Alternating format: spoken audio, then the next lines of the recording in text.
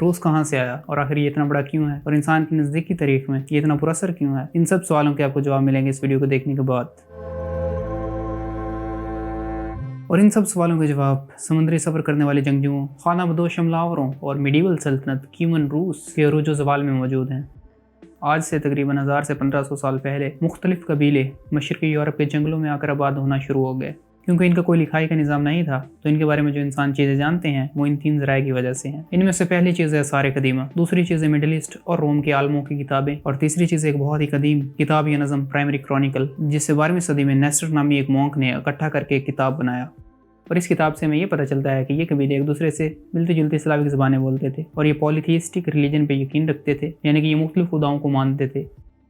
اور 7ویں صدی تک یہ قبیلے مشرقی، مغربی اور جنوبی 3 حصوں میں تقسیم ہو گئے تھے، اور ان قبیلوں کا مشرقی حصہ ڈینیسٹر ریور سے بالٹک سی تک پھیلا ہوا تھا۔ اور اس مونک نیسٹر کی کہانی کے مطابق شمال کے وائکنگز نے روس کے ان قبیلوں میں کافی عرصہ تک حکومت کی اور انہیں محکوم بنا کے رکھا، تو اس لیے ان قبیلوں نے وائکنگز کے ساتھ لڑائی کی اور انہیں اپنے علاقوں سے نکال دیا۔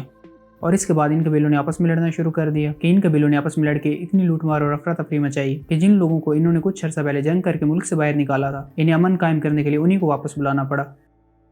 تو وائکنگز نے ان کے بلانے پہ اپنے ایک شہزادے رورک کو روس کے ان قبیلوں اور علاقوں پہ حکومت کرنے کے لیے بھیجا۔ اس کے بعد رورک کے بیٹے اولگ نے اپنی سلطنت کو ایکسپینڈ کیا اور اس کے رقبے میں کافی زیادہ اضافہ کیا، اور اس نے کیو کے شہر کو اپنی سلطنت کا کیپٹل بنا دیا۔ تو اس طرح اس سلطنت کیون روس کہلانے لگی۔ روس کا لفظ وائکنگز کی زبان نورس سے نکلا ہے۔ اس نئی سلطنت کے اپنے ہمسایوں کے ساتھ بڑے پیچیدہ تعلقات تھے۔ کبھی اس کے اپنے ہمسایوں رومن بیزنٹین امپائر اور خزاریہ کے ساتھ بہت اچھے تعلقات ہوتے تھے، اور کبھی اس کی ان کے ساتھ جنگیں چل رہی ہوتی تھیں۔ اور روس کی سلطنت کے اندر مذہب کا بہت اہم کردار تھا، اور افسانوں کے مطابق 10ویں صدی میں روس کے شہزادے ولادیمیر ون نے طے کیا کہ اپنے بہت سے خداؤں کو ماننے والے پرانے مذہب کو چھوڑنے کا وقت آ گیا تھا۔ اس نے اپنے ہمسایوں کے مذہبوں کو جاننے کے لیے سفیر بھیجے، تو شہزادے کو آرتھوڈاکس کرسچینٹی بہت زیادہ پسند آئی کیونکہ اس میں شراب الاؤڈ تھی۔ کیونکہ اگر آپ لوگ میمز وغیرہ دیکھتے ہیں تو آپ لوگوں کو پتہ ہوگا کہ روس کی لوگ ووڈکا کے بغیر نہیں رہ سکتے۔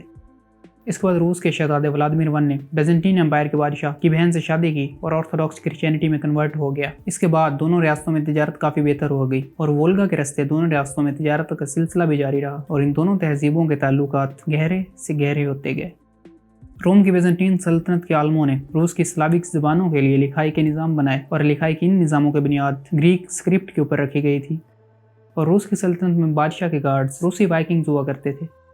اور کئی نسلوں تک کیون روس کی سلطنت اپنی بہت سی مدنیات اور تجارت کی وجہ سے پھل پھولتی رہی، اور روس کے اشرفیہ نے یورپ کے اشرفیہ کے ساتھ شادیاں کرنا شروع کی اور تعلقات قائم کیے۔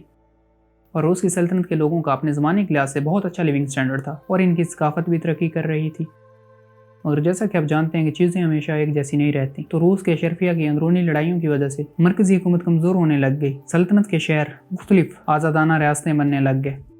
اور وقت کے ساتھ ساتھ بیزنٹین امپائر بھی کمزور ہونا شروع ہو گیا، جس کی وجہ سے دونوں ریاستوں کی تجارت پہ بہت گہرا اثر ہوا، اور یہ تجارت روس کی سلطنت کی دولت، طاقت اور ترقی کے لیے بہت اہم تھی۔ اور ان دونوں ریاستوں کو کروسیڈر حملہ آوروں سے بھی کافی زیادہ نقصان ہو رہا تھا۔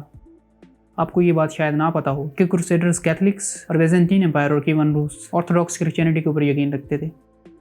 اب جب روس کی سلطنت کمزور سے کمزور تر ہوتی جا رہی تھی تو اس کو سب سے بڑا دھچکا مشرق سے لگا۔ اپنی اندرونی لڑائیوں کی وجہ سے روس کے شہزادوں نے مشرق سے ابھرنے والی پراسرار، بے مثال اور نہ رکنے والی فوج کی افواہوں کے اوپر توجہ نہ دی،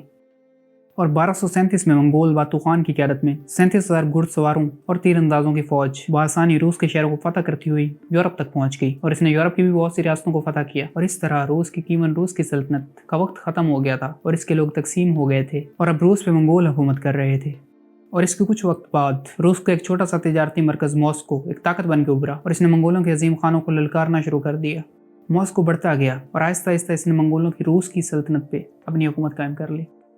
اور روس کی اس نئی سلطنت نے مشرق میں بہت سے نئے علاقوں کو بھی اپنے اندر شامل کرنا شروع کیا، تو لوگوں نے اسے اس کے پرانے گریک یا یونانی نام روسیا سے پکارنا شروع کر دیا۔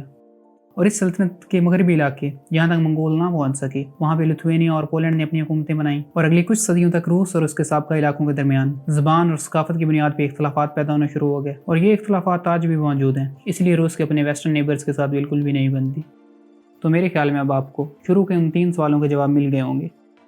آپ کا اس ویڈیو کو دیکھنے کا بہت بہت شکریہ، اور اگر آپ کو یہ ذرا سی بھی اچھی لگی ہو یا آپ نے کچھ سیکھا ہو تو اسے لائک کر دیں اور چینل کو سبسکرائب کر دیں۔